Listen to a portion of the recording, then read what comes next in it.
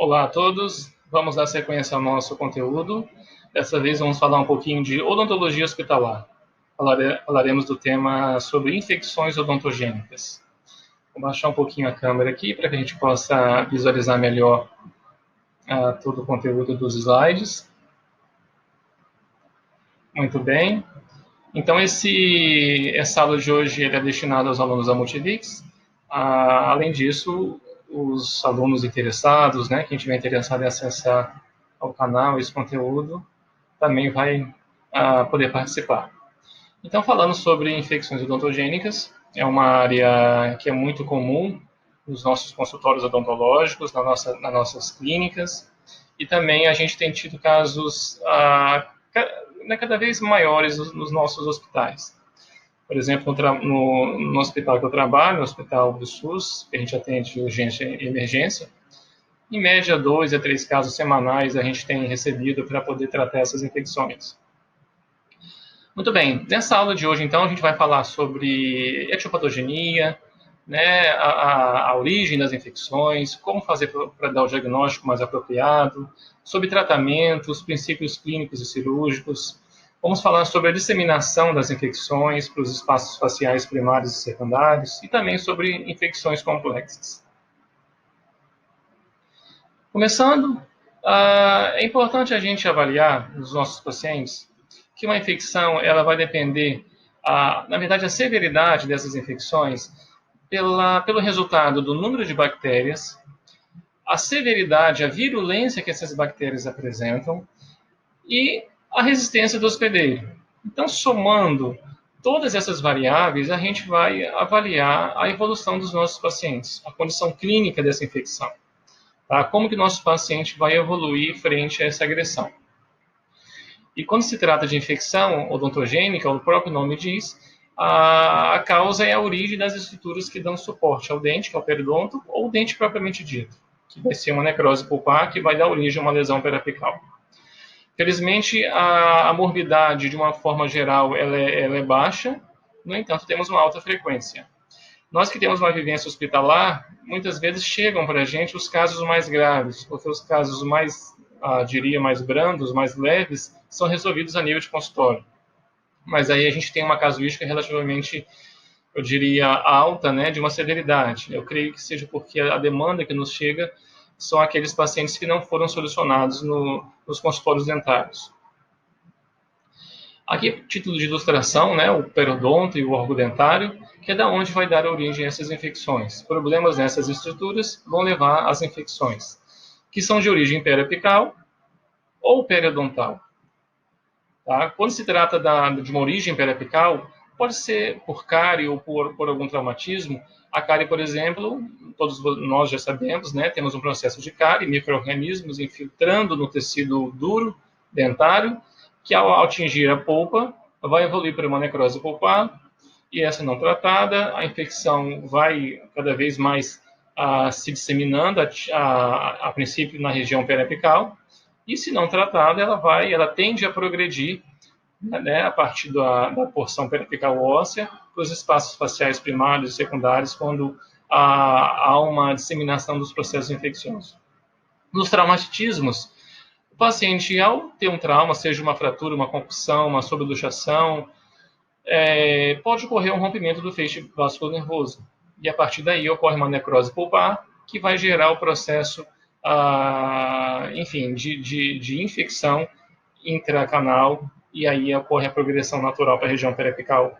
E se não for tratado, vai só progredindo.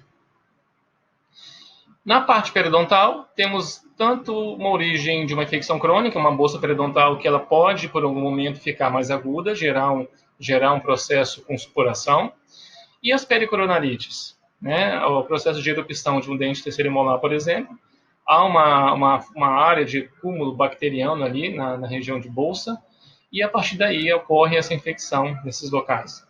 O que eu tenho percebido na prática clínica é que as infecções mais graves, normalmente, elas são as de origem periapical, com exceção das pericoronarites, que muitas vezes também a gente vê uma evolução mais grave dessas infecções. Tá? Mas, do ponto de vista de casuística, eu tenho observado maiores severidades quando temos uma necrose pulpar, um determinado elemento dentário, e aí, quando não tratado, isso evolui para um abscesso ou uma celulite facial. Em termos de microbiologia, nós sabemos que a nossa microbiota é composta por tanto micro-organismos aeróbios quanto anaeróbios, 5% de aeróbios e 35% de anaeróbios. Isso faz com que as infecções sejam infecções mistas, compondo, na grande maioria das vezes, os dois tipos de micro-organismos, que seria 60% dessas infecções. E é isso que nos leva a selecionar os antibióticos mais apropriados para essa microbiota específica. Normalmente, as penicilinas são os antibióticos de primeira escolha, e em caso de infecções mais graves, a gente precisa fazer um exame de cultura ou um antibiograma, como está demonstrado aqui, uma cultura, para identificar exatamente qual é o micro-organismo e a sua sensibilidade a determinado antimicrobiano. Ok, em termos de diagnóstico, a gente vai seguir os 4 pilares: exame clínico, exame por imagem, exames complementares, exames bacteriológicos. Vamos falar um pouquinho de cada um deles. O exame clínico é essencial nós avaliarmos a história clínica e evolução da infecção. Nós precisamos perguntar ao paciente há quanto tempo ele está sentindo a dor, há quanto tempo ele está com aumento de volume, porque isso já vai nos dar uma ideia da severidade dessa infecção. Ou seja, um paciente que tem um abscesso na região submandibular e já está há uma semana, eu vou encarar essa infecção com uma menor urgência do que um paciente que me chega dizendo que de ontem para hoje aumentou o volume de forma significativa e ele está com dificuldade respiratória. Tá? Então, a história clínica e o tempo de evolução é muito importante para que eu venha programar minha conduta para tratar esse paciente. Além disso, presença de sinais sistêmicos, o paciente está prostrado, está com febre, está com dor, dispneico, tudo isso é importante, além de uma história médica que vai me mostrar, por exemplo, se esse paciente é diabético, é imunocomprometido, né? Fatores que, porventura, vão aumentar o risco de ter uma infecção mais grave. Com isso, são fatores que vão influenciar na instalação e na disseminação dessas infecções. Tudo isso é fundamental para avaliar a gravidade dessa infecção e eu já determinar minha conduta. Conduta essa, seja por tratamento cirúrgico ou apenas antibiótico terapia, se eu vou fazer a extração do dente naquele momento, se eu vou sugerir uma endodontia, se eu vou já de imediato fazer a drenagem desse paciente, drenar um abscesso. Então, essas variáveis vão me direcionar qual a minha conduta a ser realizada e qual o grau de urgência que eu vou fazer. Muito bem. Quando se fala, então, de avaliar a gravidade da infecção, eu vou destacar novamente aqui alguns fatores, alguns itens que devem ser checados. Como eu já falei antes, a avaliação da infecção de progressão rápida, o tempo que essa infecção está progredindo. Ver se o paciente tem dificuldade respiratória, ver se ele consegue deglutir, porque isso é sinal que há um edema na região de orofaringe, região de palato, uma região mais interna de espaço aéreo, que isso realmente venha gerar maiores problemas para o nosso paciente. Normalmente, essas infecções que têm um aumento de volume maior, que já ocorrem essas condições clínicas de dificuldade respiratória e deglutição, elas já estão se expandindo para os espaços faciais. Tá? Aumento de temperatura também deve ser avaliado. Esses pacientes normalmente têm trismo. Até o exame clínico ele é difícil de fazer. O paciente não consegue abrir a boca. Tá? Tem muitos casos que nós, quando temos que drenar o paciente em centro cirúrgico, há uma grande dificuldade para o anestesista fazer a intubação. Precisa muitas vezes de usar o broncofibroscópio, que é um instrumento, que é um equipamento com vídeo para você avaliar aonde está a entrada das cordas vocais, e isso vai favorecer, vai auxiliar o anestesista a intubar o paciente. Isso porque o paciente está com trismo e não abre a boca. Bom, além disso, toxicemia, ver se o paciente está com comprometimento sistêmico. O paciente, na verdade, as infecções bucais odontogênicas, elas potencialmente podem levar o paciente a septicemia. Então, nós temos que avaliar o estado de saúde geral do paciente. Isso faz parte de uma avaliação clínica, isso é muito importante. E ainda compondo essa avaliação clínica, é importante saber a diferença de abscesso e celulite. Isso vai determinar se nós iremos drenar o paciente ou não, Tá? A literatura tem mostrado que mesmo se o paciente tiver uma celulite, tiver uma infecção sem pus, por exemplo, que é o que acontece na maioria dos casos da celulite, já ocorre um benefício de drenagem, mesmo quando não sai nenhum tipo de secreção. Mas a título de diferenciação, vamos lá então. O abscesso, normalmente, ele é um pouquinho mais demorado do que a celulite. Não é que é uma lesão crônica, mas normalmente você tem aí alguns dias a mais, uma semana, 2 semanas, 3 semanas de formação do abscesso. E a celulite não, ela tem uma característica de ser mais rápida, coisa de 3 dias. Você tem um aumento de volume muito intenso, tá? Sem limites muito precisos, que é o que a gente vai ver. O abscesso, normalmente, ele tem uma dor mais localizada, enquanto a celulite é mais geral, você não consegue muito apontar onde que está doendo. O volume é menor do abscesso, quando comparado da celulite, que é bem grande. A celulite, os seus limites são difusos, você não tem uma precisão de onde começa e de onde termina. Não é necessariamente na área do dente, ela espalha, ao contrário do abscesso, né, que é bem delimitada. Além disso, o abscesso é flutuante, ou seja, você consegue palpar e sentir, né, afundar a região da sua palpação, enquanto a celulite vai ser mais dura, mais pastosa, ou seja, você não consegue muito movimentar aquela área. E, como eu havia falado anteriormente, o abscesso, a tendência é ter pus, enquanto a celulite não. Né? Há uma tendência também, em termos de gravidade, da celulite serem mais graves. E em relação à microbiota, como a celulite ela é uma infecção mais rápida, mais aguda, podemos dizer que a tendência é de ter mais micro-organismos aeróbios. Enquanto que no abscesso, você já se passar um tempo e não ter tanta oxigenação naqueles tecidos, a microbiota muda para micro-organismos anaeróbios. Então, isso é uma ideia de características entre abscesso e celulite. Mas, como eu disse anteriormente, não significa que você não deva drenar celulite. Tem casos de celulite, por exemplo, uma angina de Ludwig, é uma celulite facial que envolve os espaços submandibular bilateral e submentoniano, que muitas vezes, mesmo sem características de formação de pus, se indica drenagem. E tem casos que você encontra pus também, mesmo sendo uma celulite. Tá? Então, a literatura mostra que há benefício para fazer a cirurgia de drenagem, não só no abscesso, mas também nas celulites faciais. Bom, passando agora para os exames por imagem, a radiografia periapical e a panorâmica vão ser importantes para que a gente avalie a causa da infecção, a etiopatogenia. Ou seja, esse exame por imagem vai nos mostrar uma cárie dentária, vai nos mostrar um espessamento periapical, tá? Isso vai nos dar uma ideia da causa da infecção. Você vai conseguir ver um dente semi-incluso, que vai nos direcionar para uma possível pericoronarite. Agora, a tomografia computadorizada, além de nos mostrar a causa, uma possível causa, ela também vai ser muito importante para avaliar a formação de pus no interior dos tecidos.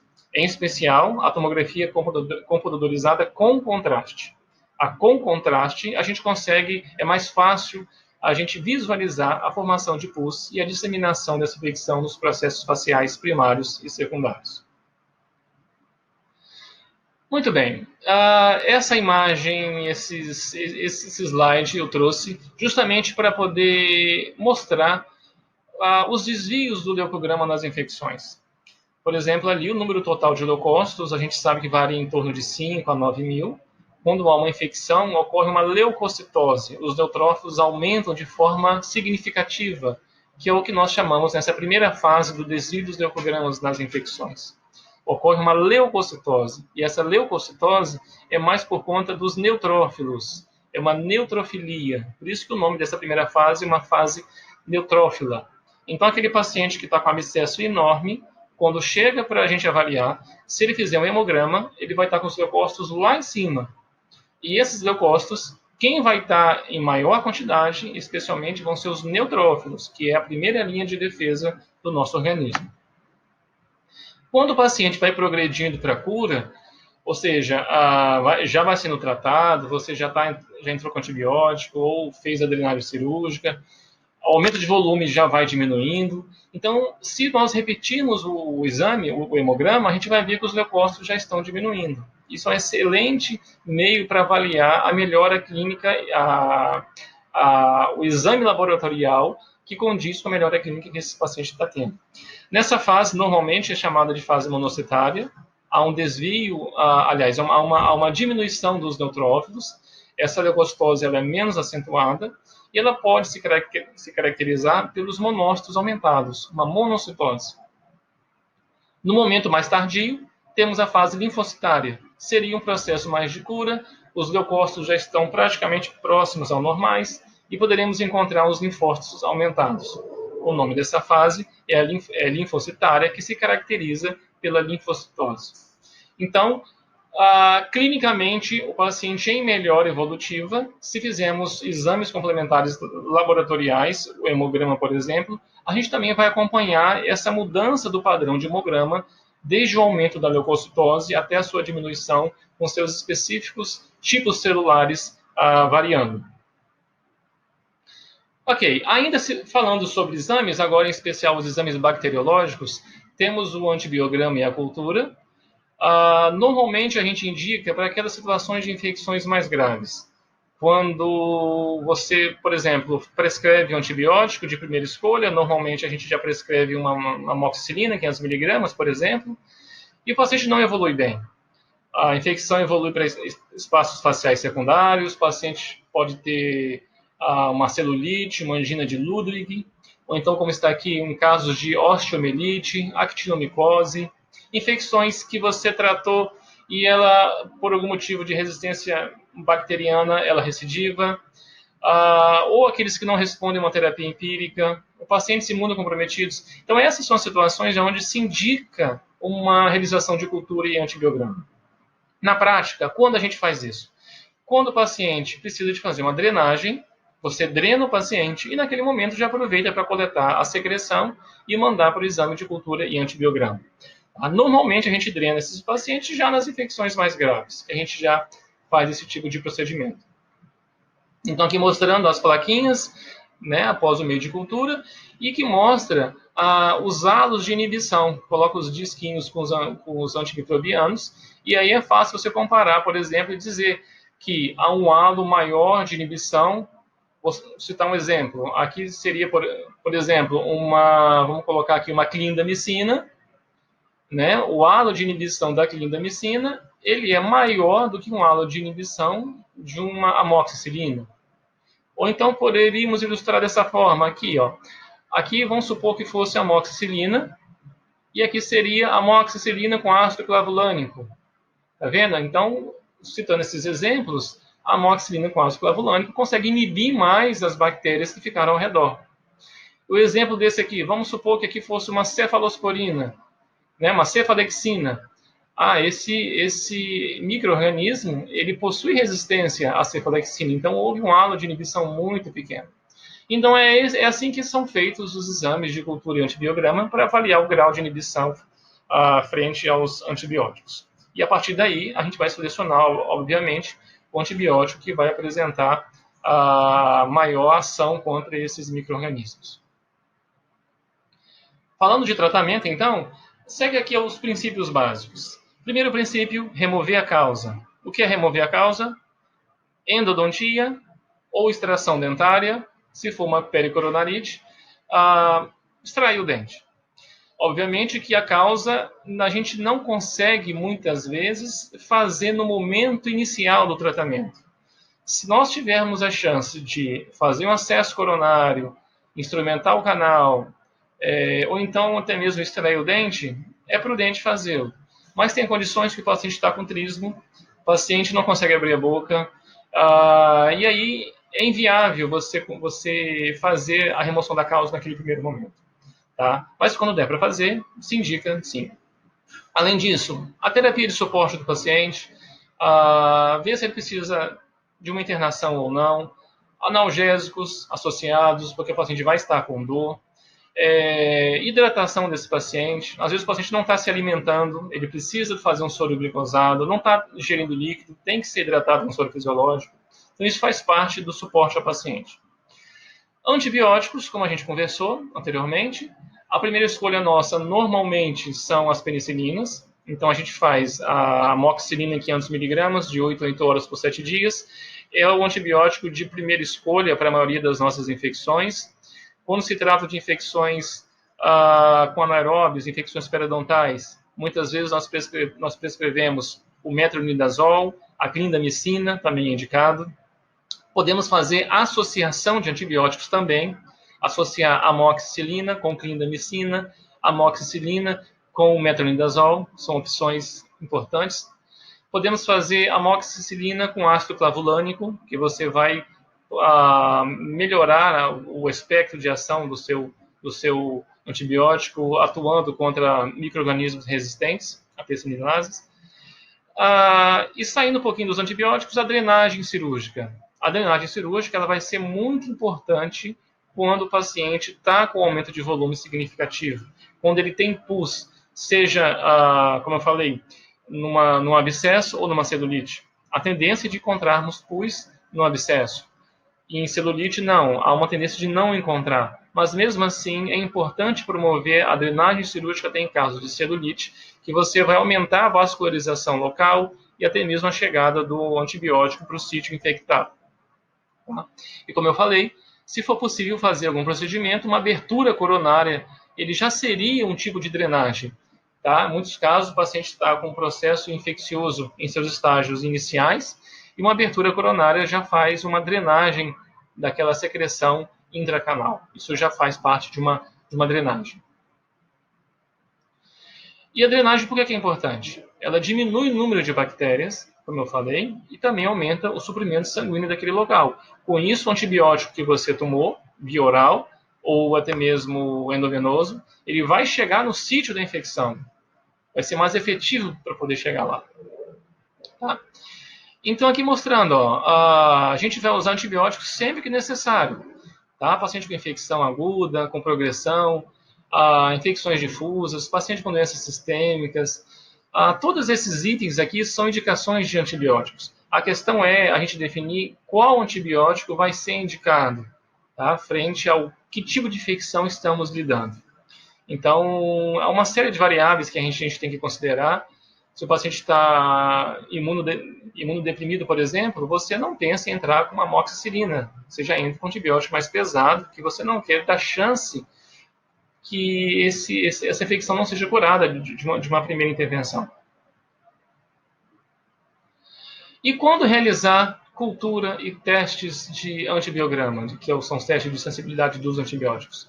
Como eu falei anteriormente, são casos de infecções mais graves, onde há disseminação e progressão das infecções. Infecções pós-operatórias, muitas vezes a gente faz um antibiótico profilático e mesmo assim infecta, dependendo da cirurgia. Por exemplo, se for uma cirurgia grande, infecta, já é indicado você fazer uma cultura, porque a tendência de uma disseminação é muito maior. Se você fez um antibiótico empírico, entrou com amoxicilina e mesmo assim não resolveu, já é indicado você coletar material para a cultura. Tá? Infecções recidivantes, aonde compromete a defesa do paciente, em casos de osteomielite, suspeita de actinomicose, enfim, são as situações mais graves que realmente indicam você identificar qual que é o micro-organismo e entrar com antibiótico. Agora, é importante a gente falar também que, ao realizar a cultura e o antibiograma, vai demorar aí pelo menos de 5 a 7 dias para sair o resultado. Então, a gente não pode ficar aguardando e tem que entrar com antibiótico que a gente vai supor que vai combater de forma eficaz essa infecção. Claro que é supor baseado em evidências, então baseado em experiência clínica, em artigos, a gente já tem alguns regimes de esquema antibiótico já pré-estabelecidos que a gente vai iniciar de forma empírica o tratamento dessas infecções enquanto aguardamos o resultado dos exames. Então, aqui novamente mostrando que nós temos em mãos para usar as penicilinas, a amoxicilina, o mais comum, 500 miligramas. Se formos associar com ácido clavulânico, temos a amoxicilina de 875 miligramas com ácido clavulânico de 125. Normalmente, nessa dosagem, de 12 em 12 horas. Também temos a amoxicilina 500 com ácido clavulânico, que pode ser empregado de 8 em 8. Outras opções para alérgicos à penicilina, temos a eritromicina. A clindamicina também é uma excelente opção, ela vai atuar mais em anaeróbio. Levofloxacino também tem sido utilizado em infecções de seios paranasais. Cefalexina também, muito utilizado, as cefalosporinas. Cefaclor, metronidazol, que pega muito anaeróbio. Tetraciclina é mais restrita à periodontia, às suas indicações, mas normalmente a gente entra nas penicilinas. Se ele for alérgico, você tem a opção da eritromicina ou clindamicina. Normalmente a gente fica restrito aí. Aqui não está a azitromicina. A azitromicina, ela é uma ao dia. Você tem um regime de tratamento de 3 dias ou de 5 dias. Seria uma outra opção que também não está constando nesse slide. Tá? Mas, normalmente, essas drogas são as que nós temos para combater as infecções na região bucal, da cavidade oral. Falando agora um pouco da drenagem cirúrgica, se a incisão for intrabucal, normalmente o acesso é no fundo do vestíbulo, seja maxilar ou mandibular. Ou em algumas situações, você vai ter uma infecção no palato, mais em especial em incisivos laterais superiores, onde a raiz pode ter uma curvatura que vai favorecer a proliferação da infecção para a região de palato. Aqui mostrando, você vai ter um aumento de volume na região. O que se faz é com bisturi ou até mesmo uma tesoura fazer uma pequena incisão para permitir que essa secreção saia. E aí se faz uma divulsão, facilmente olhando aqui, e a colocação de um dreno também é importante para que o paciente mantenha aquela secreção saindo por pelo menos 2 dias. Ali mostrando o dreninho colocado. Esse dreno tem vários tipos de dreno. Normalmente a gente coloca um dreno de Penrose. Tem de vários tamanhos, número 1, número 2, número 3. Normalmente é o dreno de Penrose número 1. Ele é de látex, é semelhante a uma luva. Quando você estiver em consultório, se você não tem um dreno de Penrose, você pode pegar uma luva estéril, corta ela, um tamanho de mais ou menos aí uns 3 centímetros, 4 centímetros, dependendo da profundidade dessa infecção, e pode colocar esse dreno substituindo o dreno de Penrose, sem problema nenhum. Aqui mostrando princípios para drenagem extrabucal, seguir as linhas de expressões faciais para que tenha uma cicatriz mais estética possível, levar em consideração a anatomia, obviamente, não vai numa hora de uma drenagem drenar a infecção e atingir a artéria facial. Aí você complicou mais ainda o problema do paciente. Então, só a título de ilustração, a direção das incisões, como que são escolhidas na face, seguindo as expressões faciais, as inserções dos músculos da mímica. E aqui mostrando o exemplo, um caso de uma infecção de um abscesso no palato, a gente pode observar que ele tem esses incisivos laterais. No caso, o lado direito, o dente foi feito, houve uma necrose e ele é o causador dessa infecção e ela disseminou para o palato.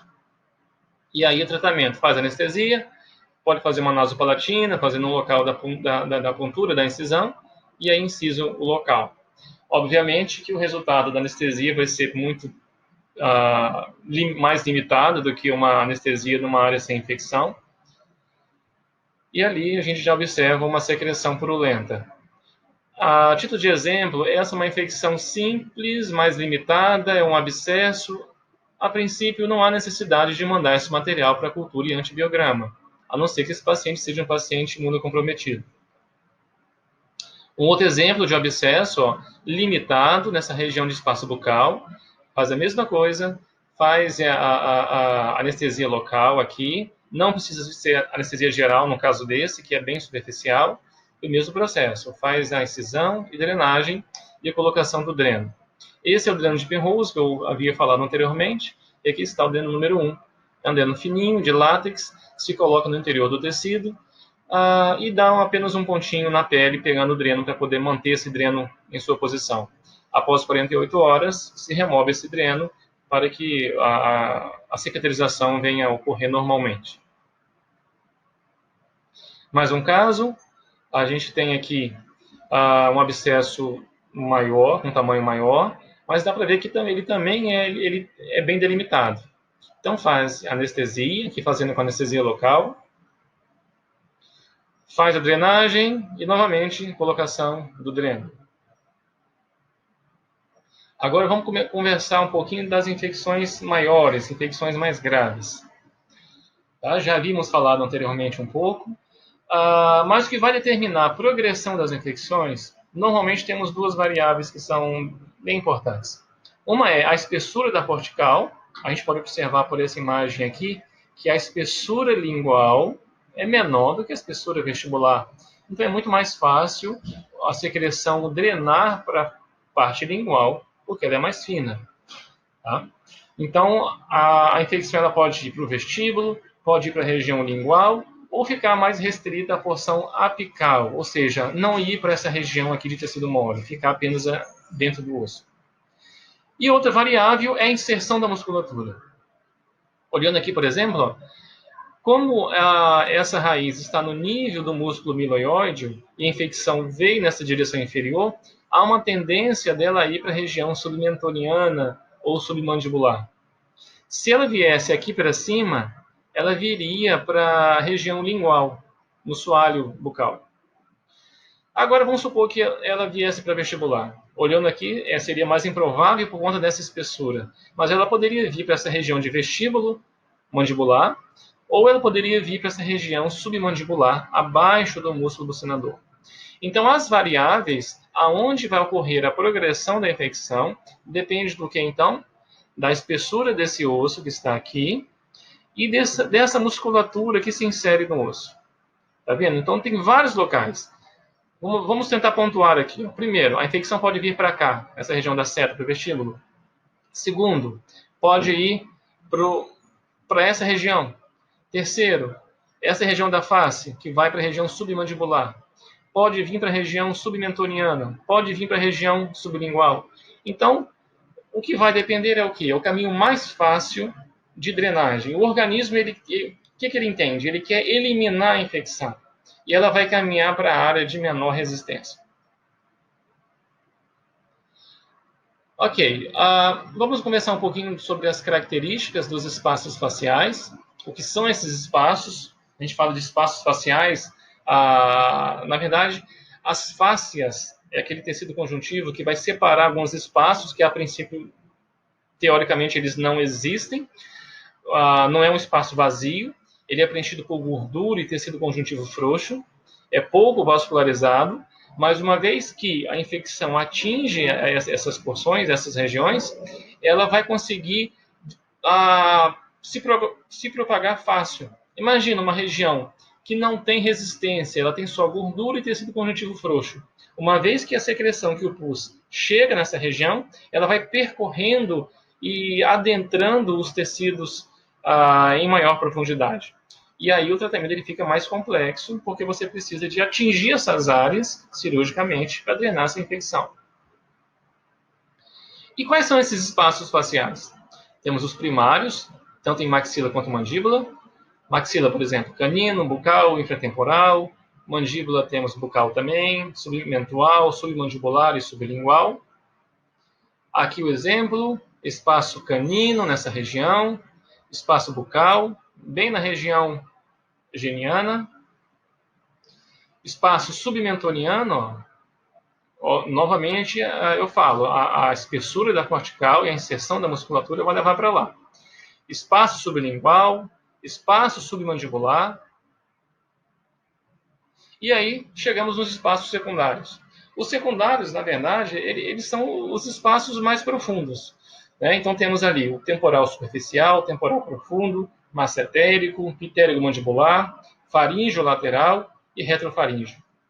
É muito comum uma infecção na região posterior de mandíbula disseminar para o espaço pitérigo mandibular e aí vai em direção ao palato mole, a faringe, e entra no espaço faríngeo lateral, retrofaríngeo, e chegando nessa região, é um perigo disseminar para a região mais cervical inferior e atingir o mediastino, que aí é realmente uma infecção muito grave. com grau de mortalidade significativo.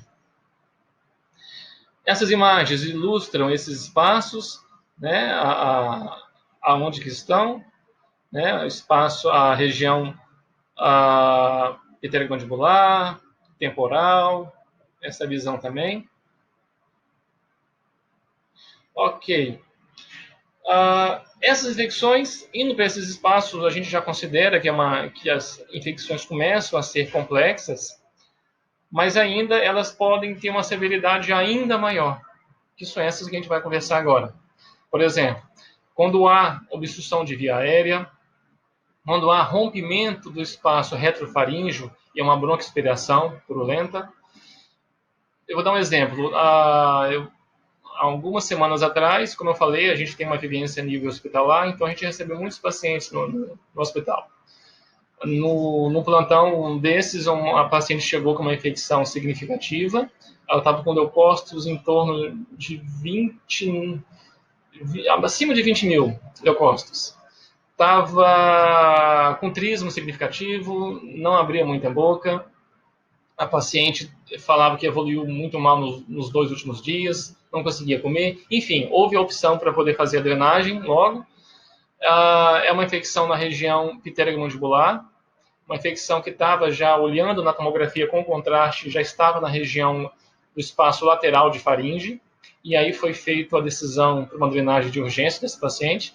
Só que ela, como não abria a boca, precisou fazer o uso do broncofibroscópio para poder facilitar. Mas, infelizmente, durante a intubação, houve um rompimento um pouco de secreção dessa paciente, que é o que eu me lembrei que caracteriza esse risco aqui, ó, o paciente aspirar essa secreção purulenta. E aí o paciente pode evoluir com uma pneumonia. Mas, infelizmente, essa paciente, com a evolução posterior, após a intubação, a drenagem cirúrgica ocorreu bem, normalmente, consegui drenar uma quantidade de secreção significativa, e ela não evoluiu com nenhuma pneumonia nem nada. Mas é muito perigoso você, na hora de estar fazendo o procedimento de intubação e até mesmo a drenagem, ter uma broncoaspiração. Então, isso deve-se tomar muito cuidado. Outras infecções graves, angina de Ludwig, que é uma angina no espaço submandibular bilateral e submentoniano, lesões que disseminam para mediastino. Eu já tive um caso de um dente simples, um segundo molar, se não estou enganado, gerou uma infecção grave, foi para o mediastino. A equipe da cirurgia de tórax teve que entrar para poder drenar o mediastino do paciente. Esse paciente no final saiu bem, né? Ficou em CTI durante alguns dias, mas evoluiu bem. Trombose de ser cavernoso também, osteomielite, são exemplos de infecções graves que a gente, volta e meia, observa. Aqui mostrando, então, um caso de angina de Ludwig bilateral, né, dos espaços. Você vê que você não tem uma delimitação exata de onde começa, de onde termina. Não dá para desconfiar que o lado esquerdo está mais acometido. Né? Origem odontogênica, é muito comum em regiões de terceiros molares, até pericoronarite, pós-operatório de extração de terceiro molar. A necrose de dentes molares, segundo o primeiro molar, também pode ser. Lesões de infecção de glândulas nas cialodenites, casos de fratura de mandíbula infectadas. Então, são situações que podem envolver esses espaços quando há um processo infeccioso. O princípio de tratamento dessas infecções deve ser rápido, não podemos perder tempo. Já fazemos os exames indicados, tomografia com contraste. Temos que preservar a via aérea desse paciente, entrar com antibióticos mais pesados. Temos algumas opções. Por exemplo, aqui são algumas possibilidades de antibiótico para as anginas de Ludwig. A penicilina G, associação de penicilina com clindamicina ou de penicilina com metronidazol. Podemos fazer uso de amoxicilina com ácido clavulânico com a clindamicina ou com o próprio metronidazol. Muitas vezes a indicação de usar os aminoglicosídeos, que são específicos para gram-negativos, junto com as penicilinas, que seria um outro tipo de associação. Outros antibióticos de últimas gerações, por exemplo, a ceftriaxona, que são as cefalosporinas mais recentes, que tem a grande indicação para essas infecções mais graves. Então, essas são algumas opções de regime antibiótico para os pacientes com angina de Ludwig.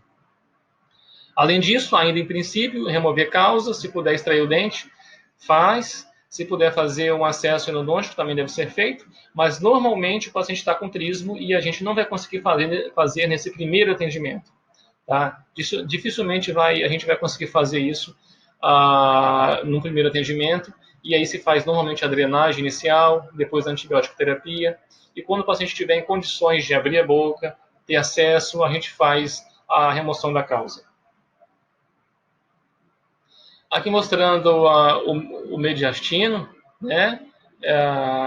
Aqui o espaço, por exemplo, retrofaríngeo. O mediastino é o espaço nessa região de tórax, que é onde a infecção pode disseminar. O paciente vai ter sinais mais graves, sinais sistêmicos mais graves, dispneia, febre alta, não remissível, além de dor torácica. Então, realmente, são infecções que são potencialmente fatais para os pacientes. Trombose de seio cavernoso também é uma outra situação complicada. Nós temos aqui a face, aqui lembrando um pouquinho da anatomia, a veia facial. Essa região aqui é o plexo venoso pterigoide. Essa veia que está aqui é uma veia comunicante que vai da veia facial até o plexo pterigoide. E o seio cavernoso é o seio formado pelas pregas da dura mater. Não só o seio cavernoso, né? Todo o sistema venoso dentro do crânio é formado pelas pregas da dura mater. E o seio cavernoso fica nessa região. E quando ele infecta, ele pode gerar uma trombose naquela área, que realmente é um risco muito grande para os pacientes. Aqui mostrando um pouquinho de osteomielite, lembrando que a osteomielite, onde há um comprometimento da vascularização óssea, aqui é um caso de maxila, mas é muito comum em mandíbula, onde os pacientes evoluem em função da menor vascularização que as mandíbulas têm, quando comparado à maxila. Então, deve ser avaliado. Normalmente, quando se tem uma osteomielite, o tratamento é o regime de antibiótico mais prolongado e um tratamento cirúrgico, onde a gente vai remover sequestros ósseos. Toda essa área, por exemplo, é a área necrótica. Esse osso não tem vitalidade. Então, tem que fazer um debridamento nessa região aqui, remover esse osso necrótico até ter sangramento e depois fechar e suturar. Além disso, é um antibiótico de uso mais prolongado do que o tempo habitual de 7 a 10 dias que a gente faz.